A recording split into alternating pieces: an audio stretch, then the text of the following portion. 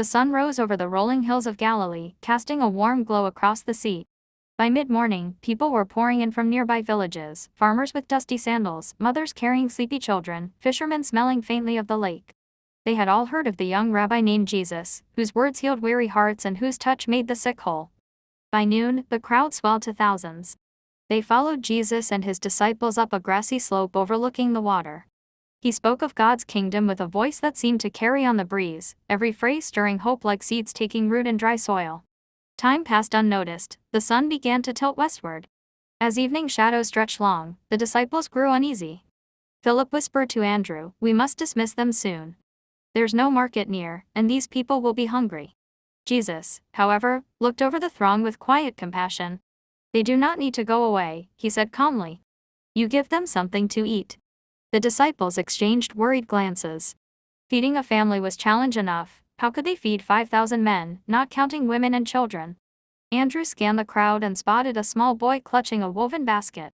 Inside lay 5 barley loaves and 2 small fish, perhaps his family's lunch. Andrew hesitated but brought the boy forward. "Master," Andrew said, half embarrassed, "here is a lad with 5 loaves and 2 fish, but what is that among so many?" Jesus smiled at the boy, eyes shining with gratitude. "That is enough. Tell the people to sit down in groups upon the grass." The crowd settled into clusters of 50 and 100, the hillside a living mosaic of expectation. Jesus took the loaves and the fish, lifted his gaze toward the sky, and gave thanks to the Father. Then he broke the bread and handed pieces to the disciples. They carried the fragments to the people.